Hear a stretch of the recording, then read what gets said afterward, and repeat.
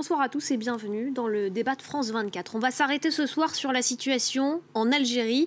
Cela fait 15 jours maintenant que la contestation monte dans le pays contre une nouvelle candidature d'Abdelaziz Bouteflika à la présidentielle d'avril prochain, au pouvoir depuis 1999. Il est très affaibli depuis son AVC il y a 6 ans. La mobilisation née sur les réseaux sociaux prend de l'ampleur depuis vendredi dernier, surtout hier lundi. C'était les avocats qui étaient dans les rues. Ce mardi, ce sont les étudiants qui sont descendus dans les rues d'Alger et d'autres villes. C'est du jamais vu depuis 20 ans. Le vent est-il en train de tourner pour l'inamovible Abdelaziz Bouteflika? À quoi peut mener cette contestation, principalement menée par la jeunesse? Quelles sont les alternatives possibles? On va en parler avec nos invités. Hasni Abidi, politologue, directeur du Centre d'études et de recherche sur le monde arabe et méditerranéen à l'Université de Genève. Bonsoir. Et Flavien Bourra, chercheur sur le Maghreb et le Moyen-Orient à l'INSERM. Bonsoir. Bonsoir à tous les deux. Merci beaucoup d'être sur ce plateau ce soir. Je vous propose d'abord d'écouter tout de suite la réaction du gouvernement à ces manifestations. Hier, le Premier ministre a renvoyé les manifestants aux urnes. On va l'écouter et on en reparle juste après. J'en appelle à chacun d'entre vous. Chaque citoyen a le droit de soutenir son candidat. Et chaque citoyen a le droit de s'opposer à la candidature d'un autre candidat. Mais à la fin, ce sont les urnes qui trancheront de manière pacifique et civilisée. Hasni Abidi, le pouvoir reste sourd. On vient d'entendre le Premier ministre. Il y a également aujourd'hui le directeur de campagne d'Abdelaziz Bouteflika qui a confirmé qu'il déposerait bien sa candidature le 3 mars prochain. Est-ce que c'était prévisible, cette réponse du pouvoir? C'était prévisible parce que le pouvoir n'a pas préparé un plan B. Il y a un certain cafouillage, on le voit bien dans les rouages du pouvoir. Le président est absent officiellement pour des soins, pour des examens médicaux en Suisse. Et la date butoir, elle est pour bientôt. Et on est dans une semaine décisive qui va évidemment commencer par la grande manifestation le vendredi prochain. Et tout de suite après, la date butoir, le 3 mars. Et du coup, le récit officiel, il est toujours le même, c'est-à-dire maintenir les élections et maintenir la candidature du président Bouteflika pour ne pas avouer son échec tout de suite. Flavien Bourrat, vous partagez cette analyse. C'était attendu que le pouvoir réagisse comme ça? Oui, on dit souvent que le pouvoir algérien, depuis l'indépendance, n'a pas l'habitude de se laisser dicter des décisions qui ont des conséquences importantes. Et là, encore une fois, je pense qu'on est face à ce genre de situation. Mais néanmoins, cette échéance et cette situation actuelle était très prévisible depuis longtemps. Et effectivement, comme vous le dites, on sent qu'il n'y a pas eu d'anticipation, de préparation. Le problème, à mon avis, c'est que le pouvoir, ou les différentes strates qui composent le pouvoir algérien, ne disposent peut-être pas, justement, d'une solution alternative à ce 5e mandat du président Bouteflika. Il reste très peu de temps, finalement, avant ces élections qui auront lieu le 18 avril prochain. Justement, peu d'alternatives. Est-ce qu'il y en a tout de même des alternatives aujourd'hui à Abdelaziz Bouteflika? D'abord, du côté du pouvoir, il n'y avait pas d'alternative aux autres tenants du pouvoir, parce que Bouteflika, depuis son affaiblissement, de son absence de la scène politique, et il n'est plus en mesure de gouverner. Donc, du coup, il y a d'autres pôles qui sont au pouvoir et qui sont associés à la prise de décision. Et il se trouve que, justement, cet équilibre de force n'a pas trouvé d'autres candidats.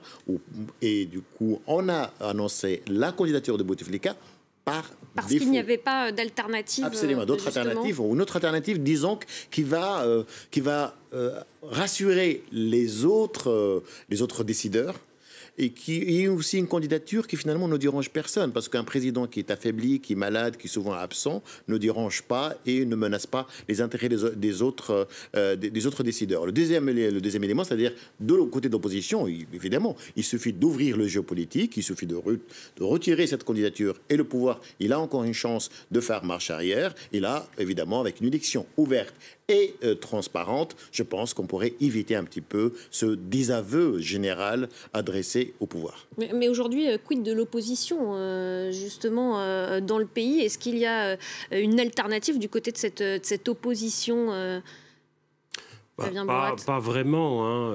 C'est une opposition qui est très atomisée. Alors évidemment, on voit les scores très faibles qu'elle a fait lors des précédents scrutins, qu'il s'agisse d'élections présidentielles ou législatives. Ce qu'on appelait les précautions et les chiffres officiels. Oui, il faut prendre avec beaucoup de pincettes. Il y a eu une opposition, d'ailleurs, qui a conduit à la guerre civile, qui était la mouvance islamiste politique, mais qui maintenant est, je dirais, très affaiblie, très dispersée, atomisée. Ça a été fait. Le pouvoir, justement, agite l'épouvantail de cette menace d'un retour aux années noires si le régime basculait. Oui, bon, ça c'est un peu l'argument moi ou le chaos. Hein. C'est quelque chose qu'on est habitué à entendre dans la région, parfois même au-delà. Non, le problème, c'est que, moi j'ai le sentiment que depuis un nombre important d'années, le système politique algérien tourne à vide. Hein. Il n'y a plus de dynamique. On a le sentiment qu'il y a parfois une apparence de débat, parce que la presse, effectivement, peut s'exprimer sur certaines choses, critiquer le pouvoir. Il y a un multipartisme, disons, de façade. Mais dans la réalité, on a des dynamiques qui sont, au fond, qui restent politiques totalement à l'initiative, à la discrétion d'un pouvoir qui est un pouvoir composite. Hein. Moi, je le vois un petit peu que le pouvoir algérien comme une sorte de cartel avec différents pôles. Avec l'armée qui tire les ficelles Non, moins maintenant. L'armée algérienne s'est retirée officiellement, disons, de la gestion des affaires politiques en 2004. Alors, cela s'est fait de manière d'ailleurs un peu contrainte, et même largement contrainte, notamment de la part de la volonté d'Abdelaziz Bouteflika, mais je ne pense pas qu'elle soit, et d'ailleurs qu'il soit dans son intérêt, de se réinsérer, de se réintégrer dans le jeu politique. La question quand même cruciale, c'est qu'on arrive à la fin, disons, d'un cycle qui a commencé au fond avec l'indépendance de l'Algérie, et le prochain dirigeant ne pourra pas se revendiquer de cette légitimité tirée de la guerre de l'indépendance, qui est quand même la légitimité numéro 1 politique en Algérie jusqu'à maintenant. Est-ce qu'on peut parler d'une révolte générationnelle, justement? Il y a beaucoup de jeunes dans les rues, la population algérienne est très jeune. Là, aujourd'hui, ce sont les étudiants qui ont manifesté. La plupart n'ont pas connu la guerre civile, justement. Est-ce que cette révolte est liée aussi aux réseaux sociaux, à la jeunesse?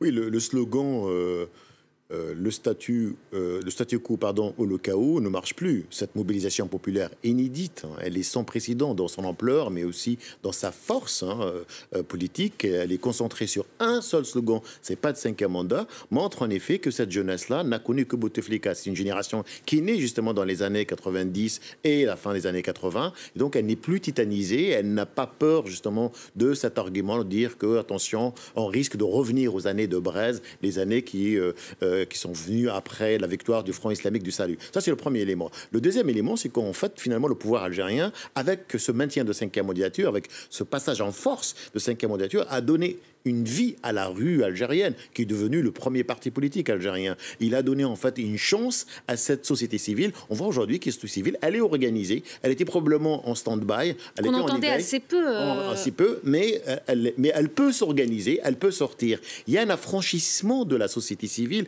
qui est spectaculaire depuis justement 20 ans, et je pense que le pouvoir algérien ne peut pas rester indifférent face à cet appel qui vient de la base. Il vient des jeunes, des avocats, des médecins, des journalistes, donc, et qui traversent toutes les couches de la société et les partis politiques. Et qui ne veulent plus d'un président qu'on ne voit plus finalement, Abdelaziz Bouteflika, 81 ans, extrêmement affaibli depuis son AVC en 2013. Oui, je pense qu'il faut quand même, il y a peut-être quelque chose qu'il faut rectifier. On parle beaucoup, on l'a dit, que c'est une situation qui est totalement nouvelle depuis, auquel on n'avait pas assisté depuis 20 ans. Attention, l'Algérie est quand même le théâtre de contestation, de mouvements de contestation, alors qui ne sont pas